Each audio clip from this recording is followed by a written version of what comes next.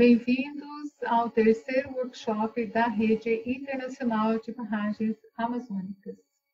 Eu sou Elineide Marques, uma das líderes da Rede de Barragens, e gostaria de dar boas-vindas a todos vocês. Então, dentro do terceiro workshop, nós estamos no segundo encontro. Nós tivemos o primeiro painel, foi realizado no dia 7 de agosto, que foi o planejamento do setor energético. Hoje trataremos do monitoramento e da mitigação de impactos na semana, daqui uns 15 dias, no dia 4 de setembro, da gestão adaptativa, no dia 18 de setembro, alternativas para grandes e pequenas barragens da Amazônia, e no dia 2 de outubro, lacunas de conhecimentos importantes para a tomada de decisão e gestão. Vocês todos são muito bem-vindos, espero encontrá-los nos próximos eventos também aqui da rede. Dentro do painel de hoje, nós vamos tratar, então, o monitoramento e a mitigação de impactos. Vamos abordar 3 pontos principais. Uma fala, a minha fala que vai ser mais de situar onde é que acontece, onde é que está inserido esse monitoramento e mitigação de impacto dentro do processo de planejamento e construção desses empreendimentos. Depois nós teremos a fala da doutora Gisele, que trata do monitoramento e mitigação de impactos também mais do ponto de vista legal. E, por fim, a palestra do Dr. Sérgio Macrax, com a abordagem para avaliação e monitoramento da ictiofauna em barragens hidrelétricas na bacia do Alto Rio Paraná. Então, falando um pouco da inserção do monitoramento e da mitigação de impactos dentro do processo de construção das hidrelétricas, nós precisamos pensar em que momento isso ocorre. Essa inserção ocorre desde o planejamento. Então, quais são os pontos onde a gente pode melhorar ou trabalhar na melhoria desse monitoramento dentro desse processo? Então, o monitoramento e a mitigação de impactos dentro do processo de construção, quais os atores envolvidos, as experiências vivenciadas, e os aprendizados. Então, esse monitoramento e a mitigação, ele acontece desde o planejamento desses empreendimentos. Então, lá no planejamento que é realizado pelo governo federal, você tem a possibilidade de inserir ou de se preocupar com algumas coisas que vão reduzir esses impactos, e trabalhar para que você evite determinadas coisas. Por exemplo, a inundação de unidades de conservação, que é um problema, seria um problema que poderia ser evitado já com muita antecedência. Depois que o leilão é feito, os empreendedores, geralmente, eles começam uma mobilização muito grande, tanto para conseguir os recursos para a instalação da obra, quanto para movimentação de dinheiro, pessoas, e também estratégias para a implementação do empreendimento. E eles saem do leilão com um documento que garante a eles a desapropriação. Então, é muito difícil você reverter esse trabalho, reverter esse processo depois que ele é iniciado. É possível, sim. Então, aqui no Tocantins, nós temos 2 casos, que são o da usina de Santa Isabel e da usina de Ipueiras. São 2 usinas que foram propostas, e elas foram suspensas depois das audiências públicas. Mas isso não é um fato muito comum. Isso a gente pode considerar como exceção. E depois do licenciamento, quando vem para as fases de licenciamento, licença prévia, licença de instalação e a licença de operação, você tem os impactos definidos e também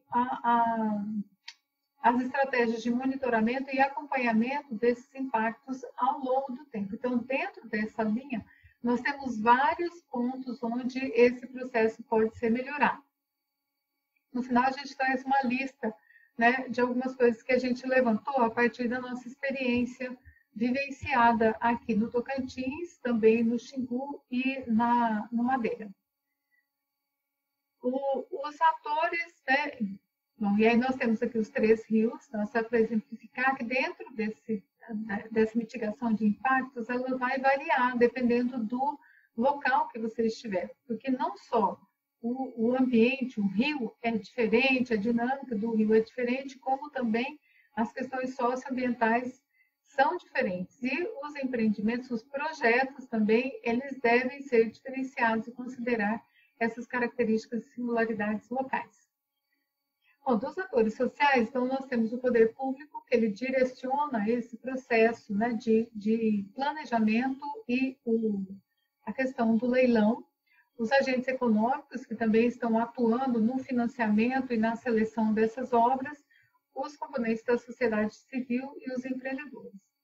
Geralmente, a sociedade civil, você tem um grupo que atua, né, mais no momento de licenciamento e de planejamento, mas a sociedade local, né, e regional, ela vai entrar nesse processo já no momento da execução dos estudos ambientais, quando o leilão já foi realizado.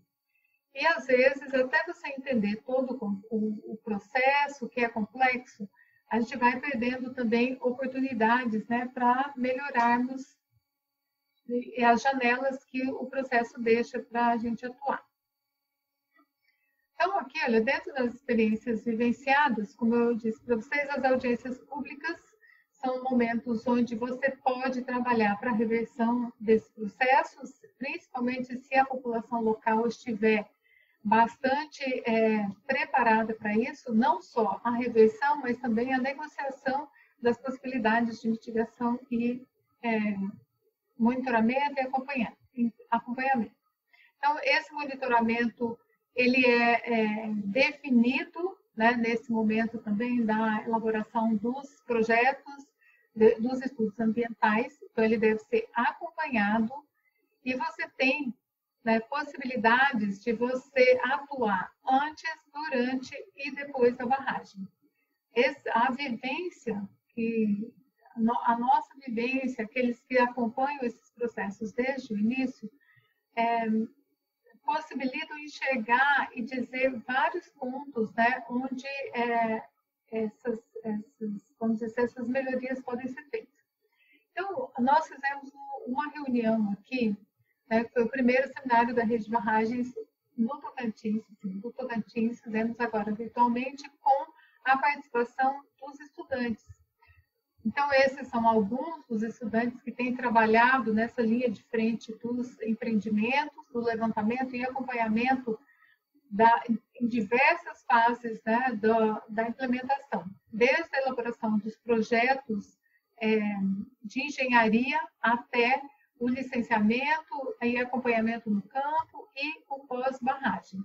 Então, tem muitas lições, assim, muitos pontos que foram indicados por essas pessoas que a gente pode utilizar como pontos para melhoria desse monitoramento, né, dos impactos. Então, aqui são alguns desafios que foram colocados, né, tem uma lista relativamente grande, vou apontar alguns, vai ficar na apresentação para quem quiser acompanhar. Então, um dos pontos que a gente pode melhorar é identificar os problemas com clareza. Às vezes você trabalha com a previsão do impacto e prevê uma forma de monitoramento que ela vai modificando com o tempo. E isso a gente precisa ajustar e clarificar esses problemas. Qual é o nosso problema? O que nós estamos monitorando? O que nós queremos melhorar? Então, a cobrir as lacunas entre o planejamento e a execução. Então, o plano é um plano. A hora que você vai para o campo, a hora que você coloca em execução, aparecem muitas janelas e, às vezes, isso está engessado no plano, né? Então, isso precisa ser também revisto e é uma oportunidade para se melhorar, né, esse processo. A apresentação de modo compreensível para todos os atores sociais. Essa é uma lacuna importante, porque nem todos os atores que participam principalmente os regionais, né, os locais e regionais, eles compreendem esses impactos e a linguagem que é utilizada. Então, você imagina um engenheiro, né, alguém que vem dos órgãos de planejamento, de fiscalização, conversando com os ribeirinhos, com os indígenas, ou mesmo com os moradores e gestores dos municípios menores. Então, essa linguagem, ela é diferente. A gente acha que todo mundo está entendendo, mas não estão. Então, esse é um ponto importante para melhorar, para que todo mundo converse no mesmo nível, né? Que a gente, para compreender o projeto como um todo e entender quais esses impactos e como é que isso vai ser monitorado, mitigado, para que isso se torne de domínio público. O detalhamento do meio físico, ambiental, socioeconômico para negociação e leilão dos empreendimentos. Isso daqui lá ainda, né, antes, na fase de planejamento, antes do leilão, isso pode ser feito. Fortalecimento do licenciamento, as aplicações de recursos e dos investimentos. Então, o licenciamento, né, geralmente você tem um corte de recursos. Em muitos casos é muito difícil você acompanhar. Na situação atual que nós temos vivido no país, isso fica muito claro, né? Ficou ainda mais evidente os pontos, né, as dificuldades que são colocadas. A governança, que em muitos casos ela é comprometida com questões que não são locais. Se a governança for comprometida com as questões locais, isso é um ponto importante. Porque às vezes a governança está comprometida com questões relacionadas ao empreendedor ou distantes do lugar. E deixam passar, né, deixam de fazer pressão para a melhoria disso. A releitura dos processos vivenciados em outras regiões do país. Então, aquilo que acontece no Rio Tocantins pode ser uma experiência para ajudar, por exemplo, na melhoria dos processos no Rio Tapajós ou em outras bacias da Amazônia. Todos os componentes impactados devem ser monitorados, não adianta a gente monitorar um item e esquecer o outro, monitora a fauna de peixe, mas não monitora mamíferos, não monitora aves, não monitora as questões socioambientais ou socioeconômicas. Todos eles devem ser, né, serem monitorados e reavaliados constantemente. E sempre que possível, você tem que voltar para o campo e reavaliar a situação, se for o caso, rever os seus procedimentos. A empatia, né, com quem está no lugar. Então, quando você chega, quem é a usina que chega, as pessoas do local, às vezes elas são desconsideradas. Então, é muito importante essa empatia com quem está no local, para que esse processo possa ser melhorado. Os métodos, às vezes, são invasivos. Você chega e desconsidera as pessoas. Então, isso nós vimos bastante nos estudos que nós realizamos, né, que abordam o pós-barragem. O que aconteceu, né, nesse pós-barragem? A análise espacial ampliada para toda a bacia. Os estudos são realizados, geralmente, em um empreendimento e desconectados dos outros. Então, isso só de maneira geral. Temos que aprender ou observar que os efeitos são sinérgicos. Então, se nós implantarmos o segundo, o terceiro, o quarto empreendimento, você vai tendo um efeito sobre a bacia hidrográfica. E ao longo de todo esse período, desde lá do leilão até o pós-barragem, é importante essa manutenção com os atores no campo, né? É muito importante para que você possa fazer um bom monitoramento. A substituição dos atores, dos negociadores, dificulta muito. Então, nós temos, em muitos casos, vou citar um exemplo da Ictiofauna e de outros também que vocês podem ver, você tem uma troca das empresas de monitoramento e uma descontinuidade dos dados que são colocados. Então, isso é um fator que pode ser observado. E também o planejamento do monitoramento para toda a bacia. E o monitoramento é dinâmico, né? Ele precisa ser ajustado. E um outro fator muito importante é prestar atenção no que as comunidades estão dizendo. Porque nós ouvimos nas nossas idas no campo, né, as experiências e dos estudantes também. Em muitos casos, a população já está tão sofrida e enxergam muitas coisas que não estão nos documentos, mas eles nos dizem. E aí nós ouvimos, né, uma fala de um indígena que disse, o Conceição, falou, olha, nós estamos falando vocês é que não estão ouvindo. Então, a gente precisa ouvir não só aquilo que a gente quer, mas aquilo que realmente está sendo dito. Então, isso aqui são alguns pontos que nós levantamos a partir da nossa experiência de campo. Logicamente, tem muitas outras possibilidades de atuarmos para a melhoria desse processo. Ok, finalizo agradecendo, né, a todos aqueles que têm contribuído com a rede de barragens, a todas as instituições. Muito obrigada e vamos agora conversar com a doutora Gisele. Bem-vinda.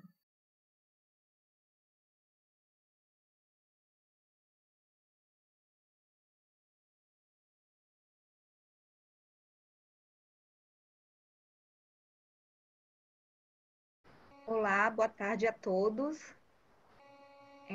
Parabéns pelas suas palavras, doutora Elineide. É um prazer poder estar participando desse trabalho, né, desse workshop internacional sobre pesquisas e barragens amazônicas.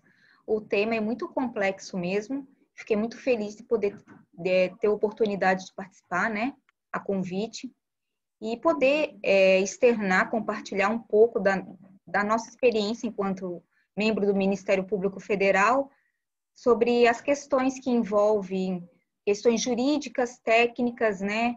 Enfim, questões sociais, antropológicas, todas que envolvem essa questão da violação de direitos fundamentais e humanos das populações atingidas, principalmente as populações amazônicas, que são povos vulneráveis e muitas vezes eles amargam sérios prejuízos sem ter direito a qualquer tipo de reparação. Bom, eu trabalho no Ministério Público Federal há 10 anos, quase 11 anos. Há 8 anos eu estou em Rondônia e eu estou trabalhando com hidrelétrica. O meu gabinete, ele é um gabinete de grandes empreendimentos, então envolve empreendimentos hidrelétricos, né, impacto de empreendimentos hidrelétricos. Trabalho com direito ambiental, comunidades indígenas e tradicionais.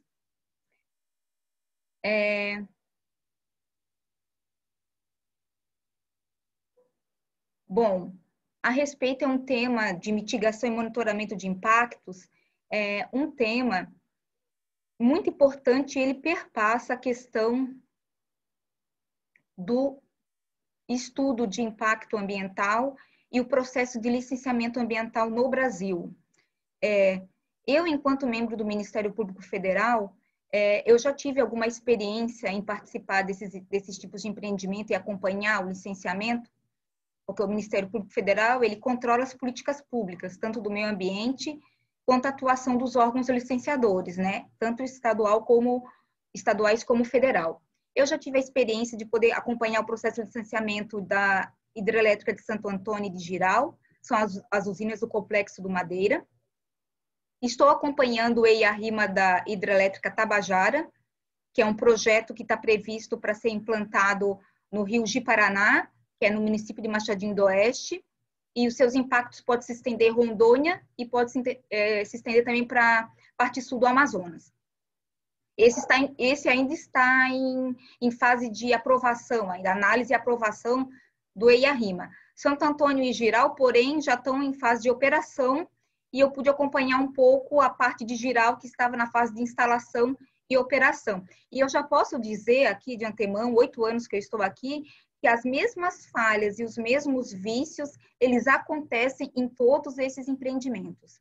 A gente, enquanto membro do Ministério Público Federal, a gente tem um contato com os colegas do Pará, do empreendimento de Belo Monte, doutor Felício e a equipe toda, e a gente pode trocar as experiências e a gente verifica que os problemas em questão de barragens amazônicas, eles são os mesmos, tá?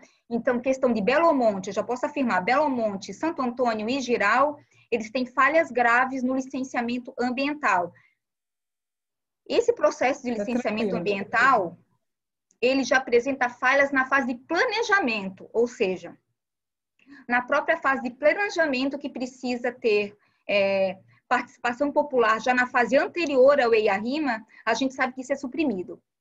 População local não participa de elaboração, construção de planejamento regional e nem de elaboração, construção de termo de referência para produzir o estudo de impacto ambiental. Aí já começam as falhas, porque vai ficar um monte de comunidade invisibilizada, terras indígenas invisibilizadas, populações urbanas e rurais que vão ficar à margem como se não existisse. Então, o correto seria, para a gente não ter impactos tão grandes da magnitude que a gente experimentou nesses empreendimentos, precisaríamos ter um maior esclarecimento, transparência e participação antes da elaboração do EIA-RIMA. Isso eu já posso assegurar com certeza, viu? Planejamento regional teria que ter um espaço de governança para que todas as pessoas, todas as partes dos atores, desde consultores as empresas que vão elaborar o EIA-RIMA, os empreendedores, os agentes políticos, o poder público, o órgão licenciador e todos os representantes, cientistas, pesquisadores e população local potencialmente atingida. Todos teriam que sentar à mesa para poder construir algum documento para começar a elaborar um EIA-RIMA. Como isso não acontece, já começa uma série de falhas e vícios que vão se acumulando ao longo de todo o processo de EIA-RIMA até a expedição da licença prévia, né, para instalação e operação do empreendimento. Então, o processo de licenciamento hoje no Brasil, principalmente em questões de implementação de barragem em rios amazônicos, eu posso dizer que a finalidade dele está completamente desvirtuada. Por quê? Da maneira com que ele é produzido, ele tem falhas graves de qualidade de estudo. Por quê? Ele não identifica com a precisão que tem que ser identificado, ele não faz a análise correta como tem que ser feito, e, em consequência, ele não prevê os impactos que teriam que ser previstos. Ou seja, a avaliação, que é o objetivo do processo de licenciamento, fica prejudicada. O que acontece?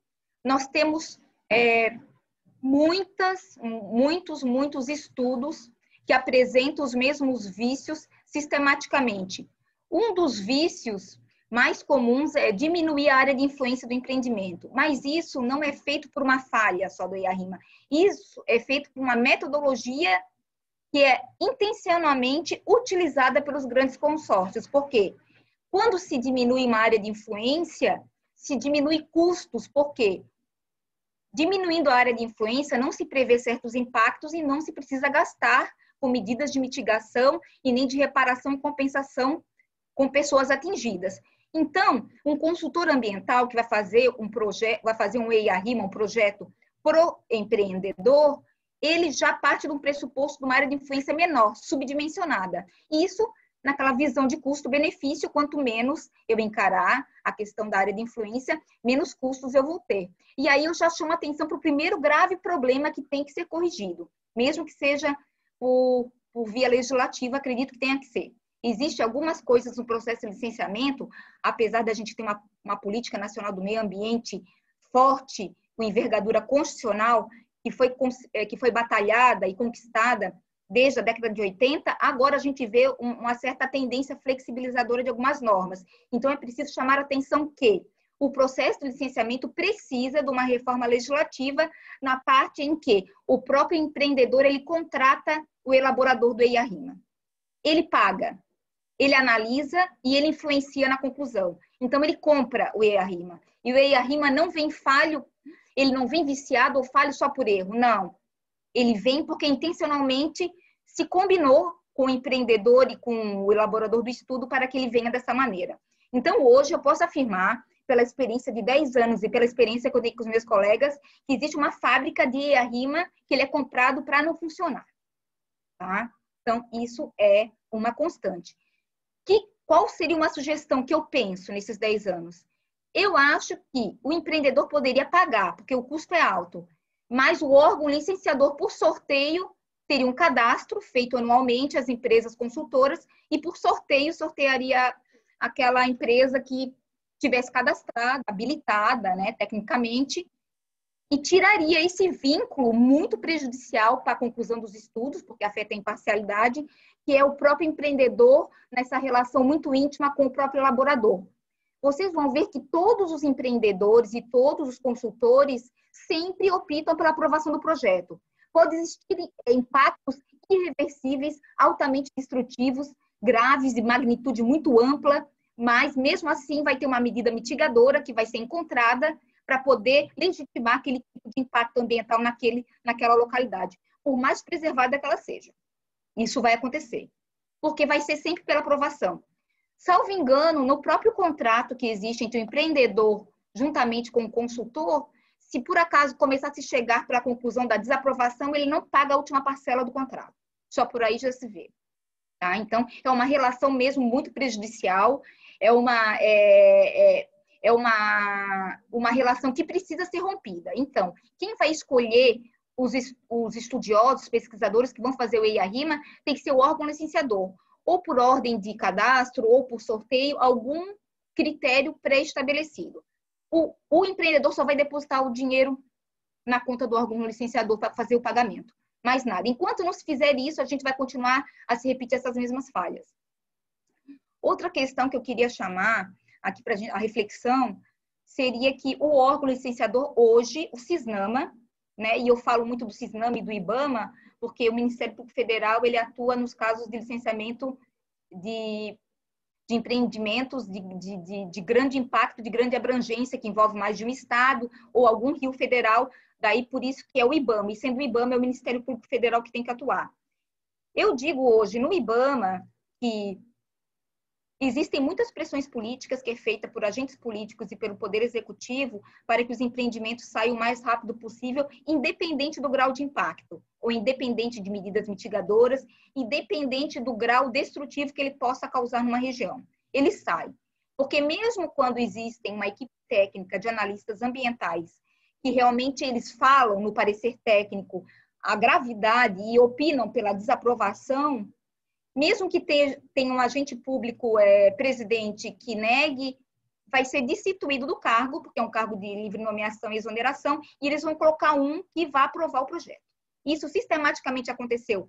Giral, Santo Antônio, todas as licenças, prévia, instalação e operação, todas elas saíram em contrariedade ao parecer técnico. Belo Monte, a mesma coisa. Equipe de analistas sinalizando uma série de impactos que teriam que ser muito trabalhados, estudos teriam que ser completados com informações corrigidos, mas acontece que é trocado o cargo do chefe do órgão licenciador, até que seja um que venha e aprove contra o próprio parecer técnico. Isso aconteceu nos 3 licenciamentos, tá? Então, isso é muito grave. Por quê? Porque mesmo que venha um estudo fraco, com graves deficiências, ele vai ser aprovado porque tem uma decisão política que vai se sobrepor à decisão de proteção ambiental. Então, dessa maneira, fica muito complicado a gente trabalhar, né, em questão de realmente preservar os direitos humanos e o meio ambiente. É muito complicado. Então, essa pressão política muito forte que é feita nos órgãos ambientais, realmente ela compromete demais o processo de licenciamento e o próprio processo de avaliação de impacto. Por isso que nós temos muitos impactos sociais não reparados, vítimas que amargam anos de indenizações e não têm, terras indígenas impactadas sem execução de plano básico ambiental. Por quê? Porque os órgãos licenciadores aprovam as licenças e quando se vai para o Poder Judiciário, nem sempre se tem uma resposta rápida ou uma resposta adequada. Isso eu vou falar mais para frente. Outro ponto que precisa ser muito trabalhado. A participação popular no processo de licenciamento ela é praticamente formal. Eu digo isso porque na fase de audiência pública, claro que é melhor ter audiência pública do que não ter, isso aí não tem a menor dúvida, mas na fase da audiência pública a gente não tem muito o que fazer. Por quê? É uma intervenção tardia, já ocorreu toda uma articulação do setor político, setor empresarial, investidores econômicos e a licença já está praticamente aprovada. Vai ser muito difícil que a população consiga interferir nessa decisão política, que consiga sugerir uma mudança no local da barragem. Vai ser muito difícil interferir que não ocorra a barragem ou que que ela venha sugerir umas outras formas alternativas de geração de energia, eólica, solar, enfim. Então, realmente, debates, reflexões mais profundas na audiência pública, elas não podem ocorrer, não existe mais como. Até porque todas as objeções que são levantadas pela população atingida, geralmente, elas mal são incorporadas na decisão final, tá? Uma por uma. Não é feita audiências devolutivas com a resposta. Então, seria só um evento para dizer dar ares democráticos ao processo de licenciamento, quando, na verdade, ele não tem ar democrático, é só um momento que as pessoas vão lá para fazer suas manifestações, mas ficam horas e horas os engenheiros falando sobre o projeto, fazendo propaganda comercial dos empreendimentos, sendo que quase madrugada dentro é aberta a palavra à população atingida, já todo mundo cansado, exausto, que pode fazer alguma objeção ou fazer alguma crítica. Então, isso tem que mudar. Tem que mudar porque a participação e espaços de governança tem que ter na fase do planejamento regional, e antes dos estudos preliminares e antes da elaboração do termo de referência. Porque ali a própria população e as pessoas impactadas, atingidas, vão poder sentar e dizer, ó, aqui tem uma comunidade, aqui tem esse impacto, nós vivemos do Rio. Enfim, faz todo um diagnóstico social completo mesmo, com participação construído de maneira compartilhada, em que vai melhorar a qualidade do EIA. Então, isso a gente precisa. Depois do termo de referência, é muito importante a participação popular durante a elaboração do EIA-RIMA, logo após, depois da elaboração do EIA-RIMA, que se faça um novo evento para expor antes da equipe técnica poder analisar e antes da aprovação. Então, assim, ó, participação popular, consulta ou audiência pública não é um evento em si, um só. Ele é um processo de várias etapas, tá? E essas várias etapas, elas têm que ser explicadas e compartilhadas com a população desde o começo. Enquanto a gente não tiver uma participação pública efetiva, concreta, nós vamos ter os mesmos problemas. A questão da padronização dos termos de referência, eu já jogo a falha também para o IBAMA e para os órgãos estaduais. Por quê? Os termos de referência são muito padronizados, tá? Eles poderiam ser mais detalhados, poderiam ser com eixos temáticos mais especificados e poderiam ser construídos com a população atingida. E isso não acontece. Se a gente consegue construir um termo de referência bem detalhado, a gente vai ter um estudo muito mais aprofundado e muito mais metodologicamente adequado, tá? Sem muita surpresa no futuro. Então, por isso, a responsabilidade da construção eficiente de um termo de referência com a participação da população, os órgãos de controle também, Defensoria Pública, Ministério Público, Conselho de Direitos Humanos, enfim, né? Pessoas sociedade civil, universidades. Isso é muito importante. Subdimensionamento da área de influência, eu já falei, que é uma falha sistematicamente, intencionalmente utilizada. A questão da superficialidade dos estudos.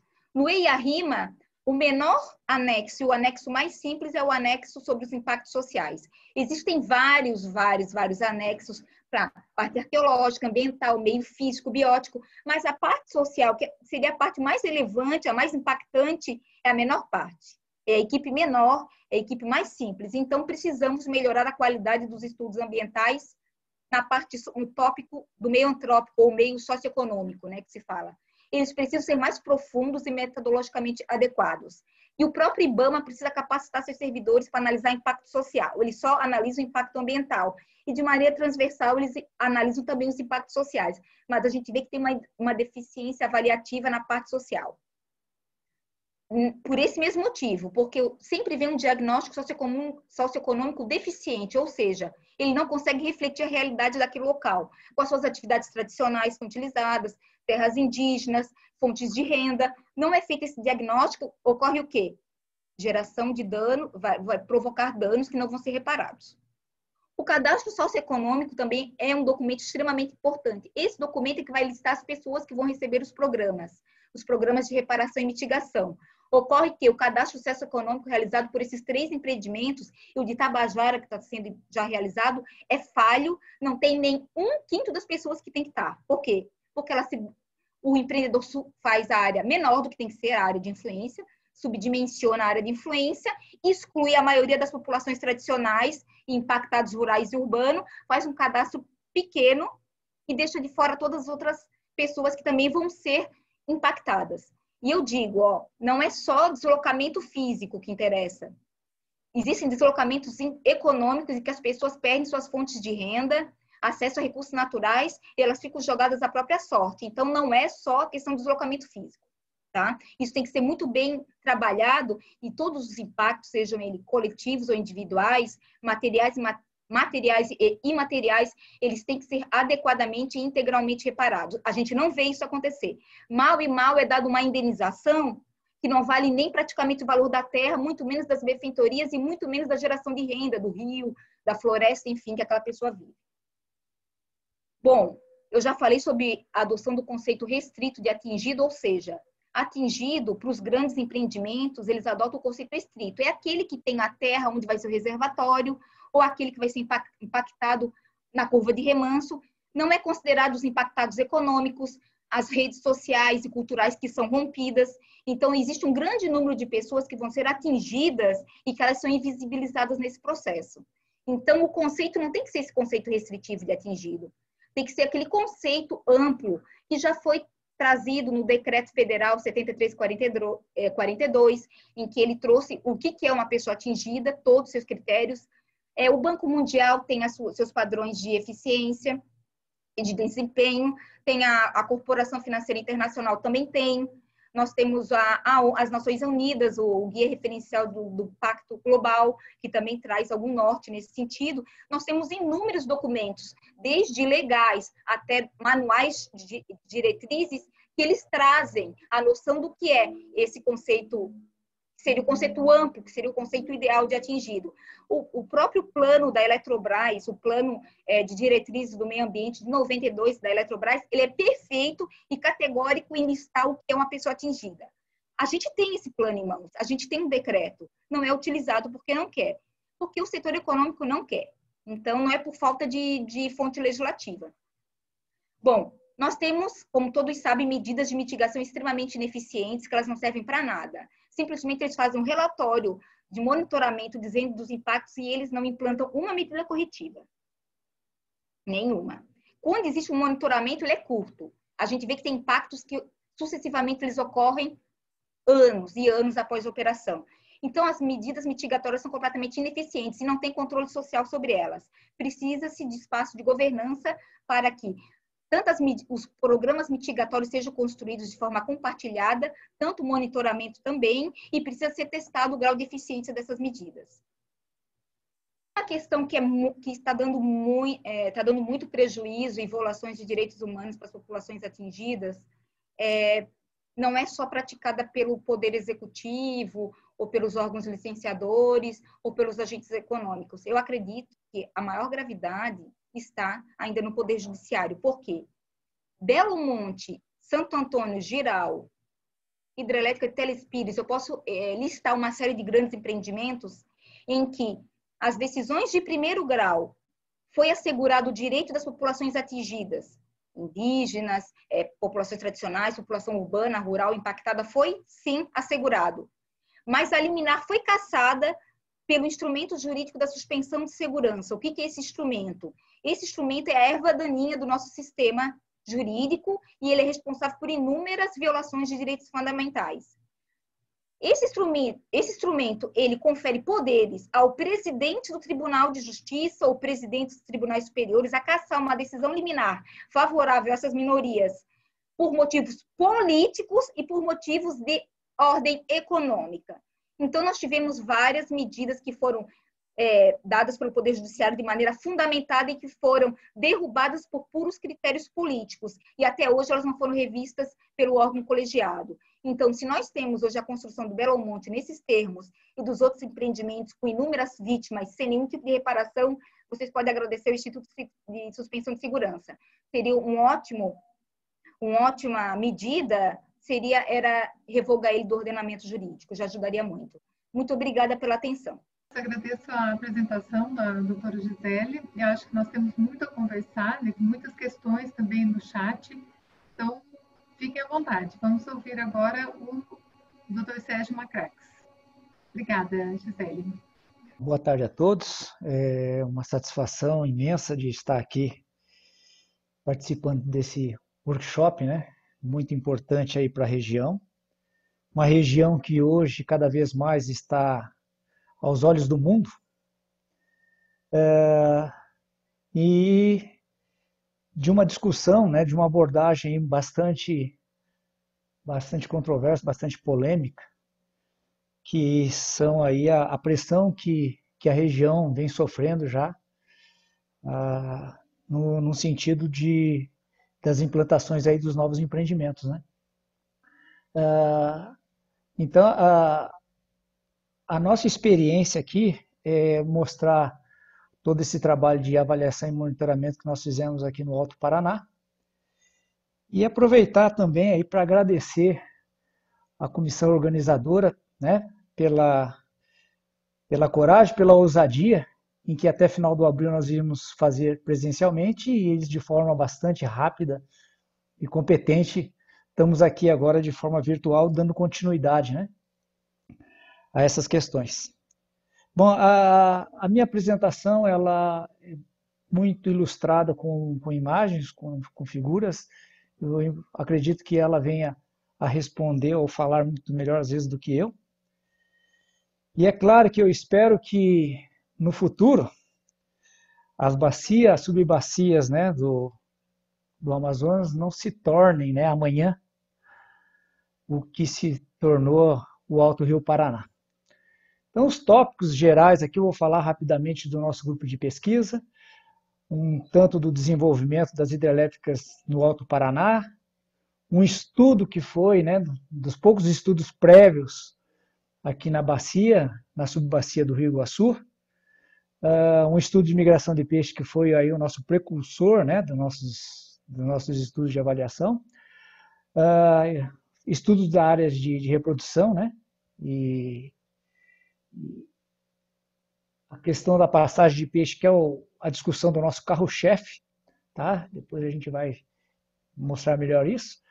E finalizando aí, né, o nosso laboratório de ecohidráulica aqui, né? O nosso grupo de pesquisa, então, é um grupo voltado à tecnologia, né, de desenvolvimento aí em ecohidráulica, né, com o objetivo aí de conservação dos recursos pesqueiros e hídricos, né? Nós temos, então, diversas parcerias nacionais e internacionais, como a gente pode mostrar aqui, e os pesquisadores internacionais, né, nós temos, então, aí o Steve Miranda da Universidade do Mississippi, que também trabalha, né, junto ao Serviço Geológico Americano, o Ted Castro, lá de Massachusetts, o Javier, da Universidade de Valladolid, agora recentemente o Hubert, né, da Universidade de Viena, e o Eric Baran, que de uma certa forma, graças a ele, hoje nós temos aí somos consultor internacional dos empreendimentos que estão propondo no mainstream, na calha principal do rio Mekong, né? Então, no desenvolvimento das hidrelétricas, aqui teríamos aqui o Alto Paraná, como a gente pode ver, e no levantamento que nós fizemos em posse do site da ANEEL, nós temos aí já, né, vários estudos ainda em andamento para implantação nessa região, quase em torno aí de 1.000 empreendimentos ainda se pretende, né? E a maioria deles, então, com médios empreendimentos que se propõem aí, que são as PCHs. Como o nosso carro-chefe é a discussão das passagens para peixes, né? A gente, então, avaliou, principalmente por meio de imagens, porque quando a gente solicitava as informações, elas não chegavam. Então, nós conseguimos levantar que em torno de 9% em torno dispõe de passagem para peixes. E aí, então, nós fizemos aí um esboço de que 48%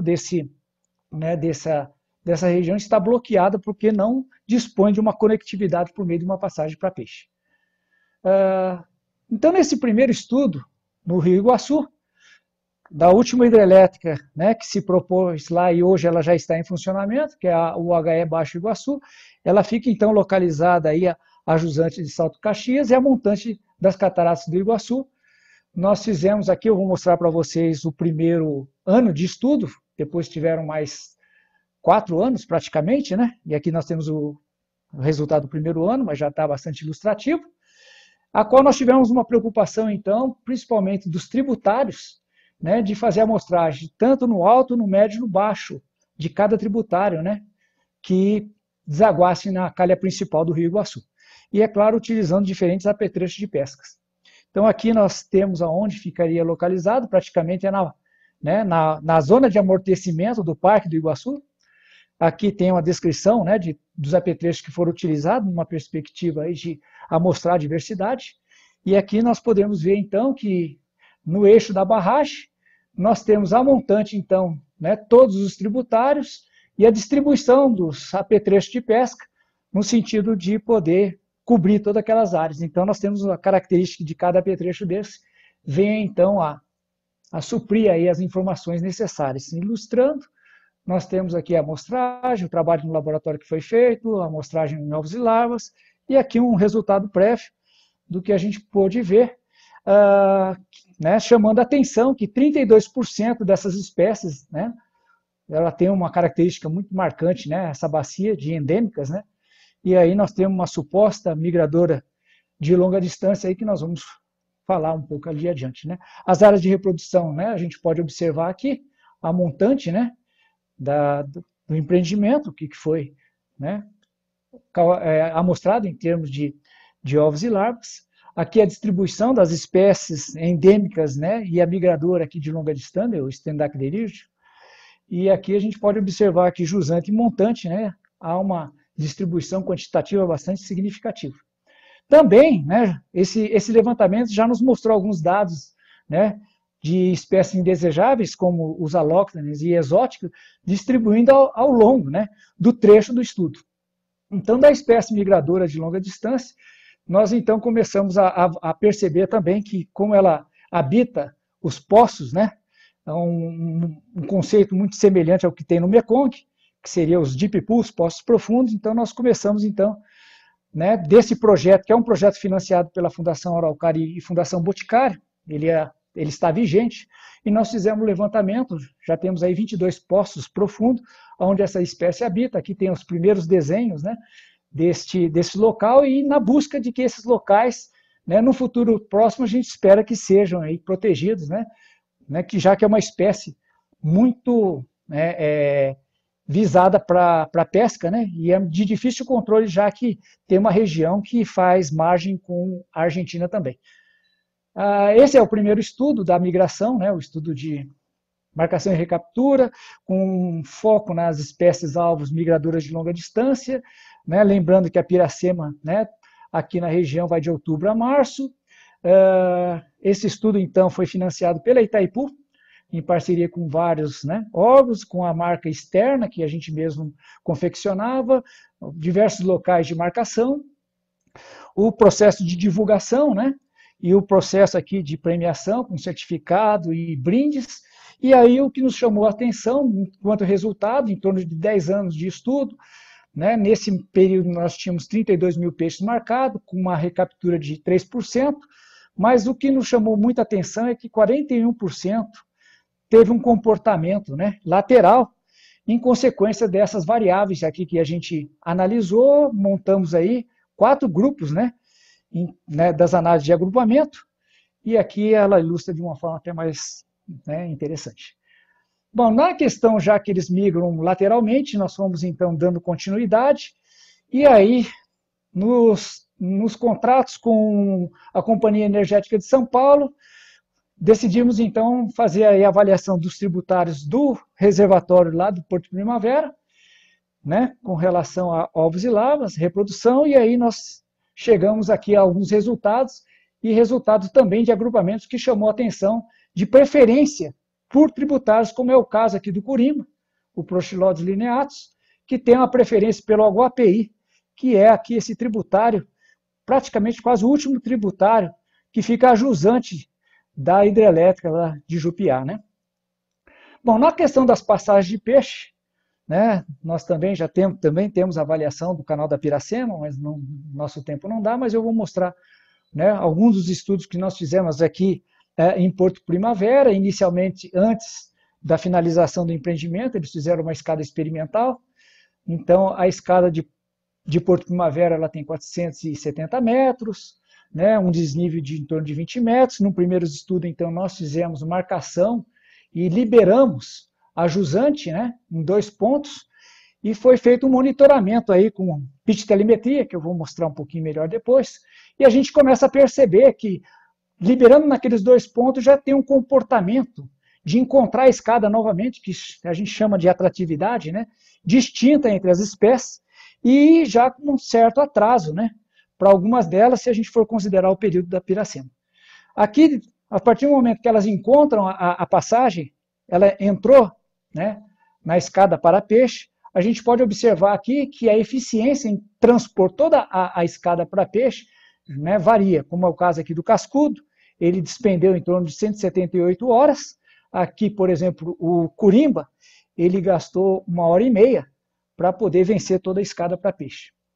E aí, nesse estudo de comportamento ainda, continuando, né, é um estudo mais recente, que foi publicado agora, tem chamado muita atenção, e para nossa satisfação, aí, ele foi considerado como um dos mais lidos pela River Research and Applicator, né, no ano de 2018 a 2019, foi capa, né, do fascículo. E hoje é interessante porque a abordagem hoje de passagem para peixes já está sendo considerada como uma conectividade, né? Possivelmente em consequência desse estudo. Até porque se supunha que os peixes, há pouco tempo, apenas só subiam a escada. E se desciam talvez ou pelas turbinas ou pelos vertedouros. E aí, nesse estudo, com o Corimba, né, a gente pôde observar que a gente melhorou muito, né? Houve uma melhoria muito significativa aí na questão do delineamento. E no estudo de 4 anos, de 2012 a 2016, abrangendo 4 estações reprodutivas e 4 não reprodutivas, nós então marcamos aqui em torno de 1.400 peixes, né? Marcando aqui 800 peixes mais ou menos a jusante, mais 600 a montante, e a gente já pôde observar também, né, foi monitorado com 8 antenas pelo sistema, né, de pitch telemetria, e aí também a atratividade ela varia, né, tanto quando se liberava, né, próximo às margens, margem direita ou margem esquerda, né, como também na região, né, que foi liberada a montante, também houve uma variação, né, de atratividade na descida. Observa-se aqui então que no período reprodutivo, é claro, há um comportamento maior de movimento ascendente, mas também existe um comportamento, né, de movimento descendente. Já fora do período reprodutivo, nós temos aí um relativo predomínio, mas existe também um movimento descendente, né, bastante evidente aqui, né? E o que mais achamos interessante é que vários indivíduos, eles repetiram o movimento. A exemplo desse aqui, que em 2013 ele subiu a escada para peixe, em 2014, no período da Piracema, que está aqui em cinza, desceu, no início do período da reprodutivo, e depois, no final desse período reprodutivo, ele subiu novamente a escada para peixe. No início de 2015, da Piracema, do período reprodutivo, desceu, e assim sucessivamente. Então, nós tivemos quase 70 indivíduos, que aqui nós podemos ver, repetir esses movimentos que a gente chamou de movimentos múltiplos, né? E alguns indivíduos, como mostramos aqui na seta vermelha, eles não passaram, né, na sua descida, possivelmente tenham ocorrido essa descida ou pelas turbinas ou pelos vertedouros. E aqui, agrupando esses dados, a gente pode ver que há uma diferença, né, no tempo de retorno quando vem, né, de jusante ou a montante, como a gente pode ilustrar aqui nesse gráfico. Aqui nós podemos ver aqui, né, nessa outra ilustração, esses trabalhos aqui estão todos publicados, e o que chama atenção é que é uma barragem de mais de 10 quilômetros de extensão, e a entrada da tomada de água, a montante da escada para peixe, ela tem 5 metros, e essa cena é uma cena rara, né, que a gente tem mostrado bastante, no momento em que o cardume, né, ele decide em descer pela passagem para peixes, né? Então a gente não sabe direito por que eles tomam essa decisão, mas possivelmente existe algum aprendizado, né, nesse processo aí. Então é um vídeo aqui de poucos minutos, né, 1, 2 minutos, e que rapidamente esse cardume, né, pôde passar.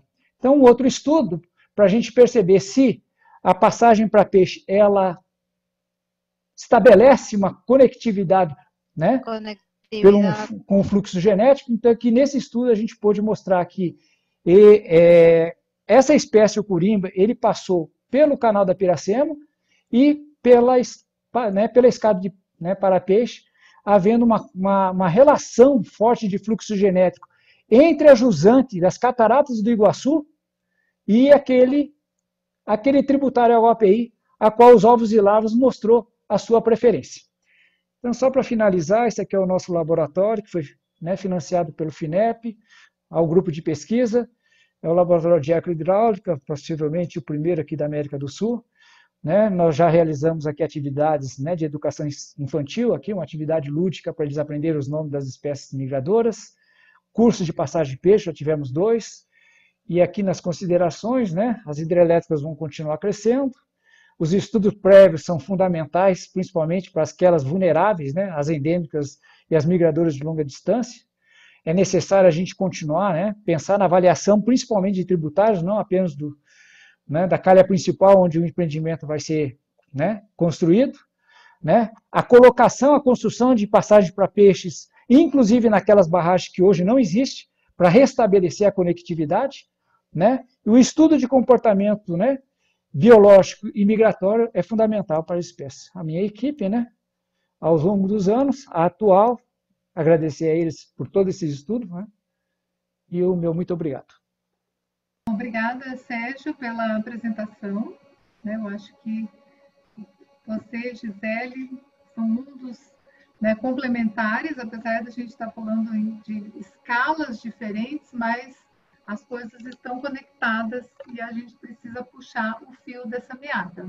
Então, quem está participando pela primeira vez, né, sejam bem-vindos e estamos à disposição. Se inscrever na página da rede, a conectar todo mundo, né, eu acho que isso é importante. Lembrar, né, que no dia 4/9 nós teremos mais um painel, que é a gestão adaptativa, né, que vai ser coordenado, né, vai participar, né, o David Wegner, o Holden e o Océlio, né, que são, também é uma composição muito interessante, a discussão também vai ser muito boa. Então, temos aprendido muito e agradeço a vocês, né, e espero nos encontrar nos próximos painéis. Sérgio, né, obrigada. Gisele, muito obrigada pela participação, pelo aporte e vamos continuando a conversa.